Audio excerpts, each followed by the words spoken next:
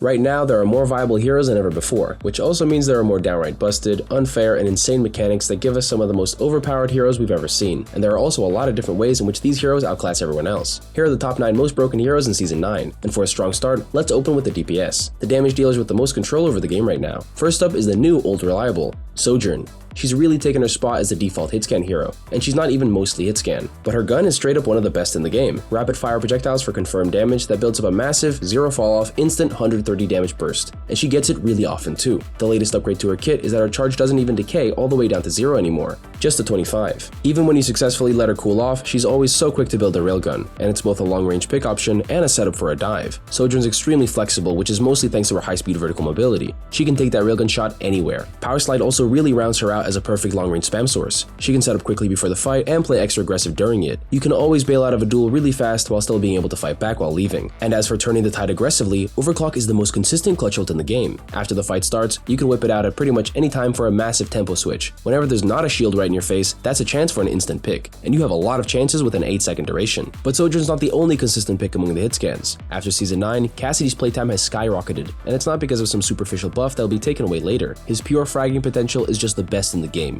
Hitting 2 headshots only takes a second, and if you shoot first, the enemy team only has half a second to react to the pick. Needless to say, you can't be stopped from hitting your shots. Even Sojourn doesn't have as much instant value. Her 1.5 times headshot multiplier just doesn't hit the same, and Cass has more than just the damage. He's got the damage absorption as well. 75% damage reduction during roll, 40% during deadeye, and 275 health to make him even more resistant. And it's not just that he'll survive a dive, as long as he has his roll, which is on a 6-second cooldown, he can play super aggressively for his team to get early picks and damage. As long as you stay within roll range to cover, he's really hard to stop. It may be a shorter distance than Sojourn's Power Slide, but the reload makes up for it. Even when you force out his defensive ability, which is again on a 6-second cooldown, he also has 6 bullets ready to tap heads right after. Even Magnetic Grenade fits right into his kit and the meta, because it's a reliable counter to the third busted DPS on this list, Tracer. If you don't have a Tracer of your own, Cass is the next best thing. Even his roll counters Pulse Bomb, but Tracer is still in a league of her own. No hero is as good on as many maps. The value she brings to playing the objective is already massive. Contesting, forcing point, touching at the very last second, she's the best at all of it. She can even stall 3 heroes at once on the payload. It's hard to pin down a Tracer that knows what they're doing.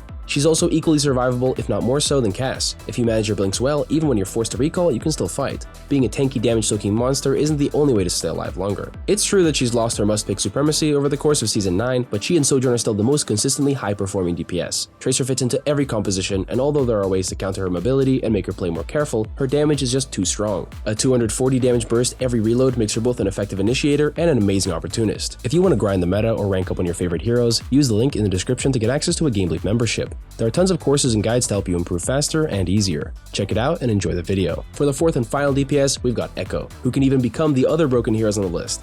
Ekko's spam is insanely effective. She can feel really bad to play against when she's going full AC 130 mode, raining down bombs and bullets. Her stickies are the ideal ability for forcing heroes out early. For how easy they are to hit, they pack a massive punch. Hitting even just half the stickies is a lot of pressure, and combined with Ekko's 153 DPS, she confirms consistent damage really well. She's one of the burstiest heroes out there, but like the other DPS, can still play slow when she needs to. Flexibility is big, but having the most broken insta-kill abilities is even bigger. I've only mentioned Ekko forcing players out so far, but if you're in any rank besides champion, you can just find picks with your focusing beam follow-up. Ekko's burst is so fast that it really only gets beat by actual instant kill abilities, like Pulse Bomb and Widow Headshot. Defensively, Ekko's hitbox is bigger than most, but because she can fly, she has immunity to a bunch of different heroes that just can't hit her while she's in the sky, or at least not in any meaningful way. Mostly the heroes with close range and slow projectiles, like Reinhardt, Lucio, and Doomfist. They don't get hard countered by Ekko, but they just can't contribute to focusing her when it matters. Staying alive as Ekko while still spamming and looking for picks is pretty straightforward. Even Tracer has to play a lot more careful. Ekko's not immune to getting counterpicked though.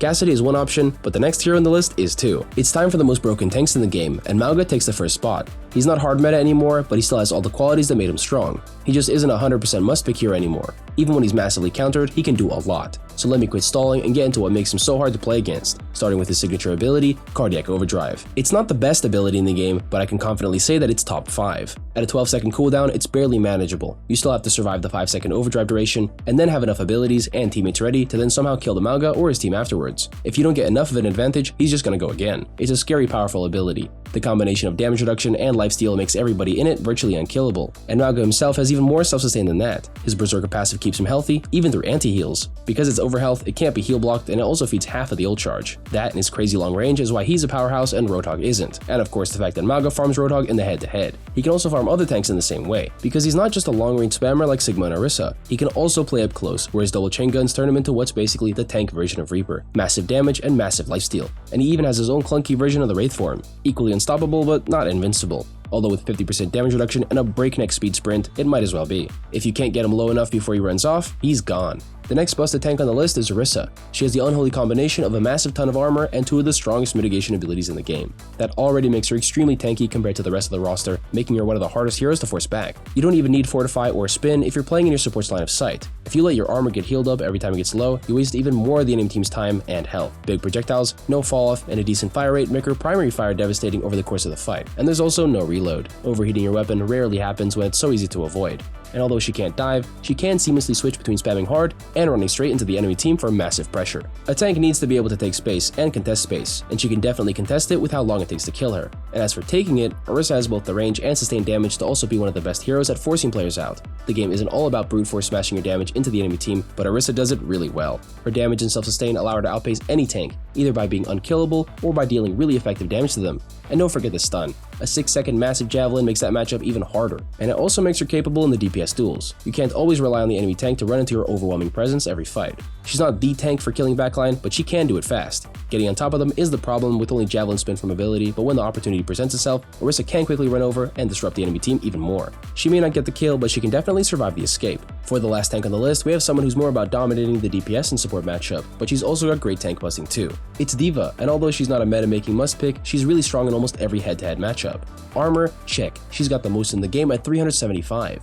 Burst? Check. She has an ability specifically just for dealing more burst damage. And mobility? Easy check. Her boosters are insanely powerful at only 3.5 seconds of a cooldown. It's a really short time to take advantage of, so you can usually react and fly to almost anything on the map, unless you blast off to fight a tracer in the furthest corners of the flank. There's so much she can do, especially with her own signature ability, Defense Matrix. It actually puts Cardiac Overdrive to shame with how critical it is to her kit. Any projectile, healing, or damaging is counterable by D.Va. That alone makes it hard to fully counter D.Va herself. She can always do so much with her Matrix, and with her giant armor health pool, you won't have to play too scared even in tough matchups. Even Zarya takes half her ammo to break through the armor, and playing in range of D.Va does mean she can Matrix your heals from behind. Any tank that can block heals is always going to be clutch. Now for the two most broken supports in the game to finish out the video. Supports have a lot of busted abilities, but individually there are only a few heroes who are really meta-defining. First up is the obvious choice, Kiriko. Just like Sojourn, she's a really strong default support. Her healing flow, her damage output, her mobility, all great for consistently healing, poking, and staying alive. Pretty much every part of her kit is busted. Maybe not as much as they've been before, but every single thing Kiriko does has really high potential. Instant teleportation is already a big thing, and then she has her cleanse. It's not even just that the abilities are strong, but they work together really well. She's almost always in effective range, and as a healer with a get out of jail free card, she can limit test almost as much as damage heroes. Kitsune Rush is also the hardest ultimate in the game to counter. Besides another Kitsune Rush, there's nothing that can really match it. Faster cooldowns have so much potential depending on which heroes you're playing, but it mostly just turns every member of your team into a nano boost level threat.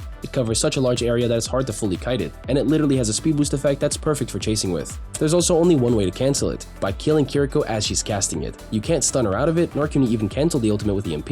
It doesn't get affected at all, unlike Amplification Matrix or Blizzard, they just get snapped and dusted.